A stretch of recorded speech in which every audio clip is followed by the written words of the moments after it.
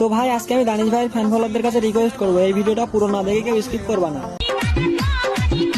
স্বপ্ন আছে অনেক, জীবন হলো একটাই। দানিশ জাহানের ফ্যানদের মাছ উঠবো, দেখবো কোন খানকে ছেলে আটকায়। তো দেখেছো তো ভাই, তুমি দানিশ ভাইয়ের ফ্যান ফলোয়ারদের মা বোনকে গালাগালি করছো, দানিশ ভাইয়ের মা বোনকে গালাগালি করছো কেন রে ভাই? তোর বাড়ি কি মা বোন নেই যে তুই লোকের মা বোনকে গালাগালি করছিস? হ্যাঁ, তুই যদি রাস্তাঘাটে টুকাই হয়ে থাকিস, তোর মা বোন নেই, তোর জন্মের ঠিক নেই, তাহলে তুই লোকের মা বোনকে গালাগালি করতে পারিস। কারণ তুই ছোটবেলা থেকে তোর বাপ মা শিক্ষা পাসনি কার সাথে কেমন ভাই কথা বলতে হয়, সেই শিক্ষাটা তোর মধ্যে নেই। আর তুই কথায় কথায় গালাগালি করছিস। তুই কি মনে করছিস আমরা গালাগালি জানি না? আরে ভাই গালিয়া ও তো हमको बहुत ऊंची लेवल की आती है, बात सिर्फ संस्कार की है इसलिए नहीं देते।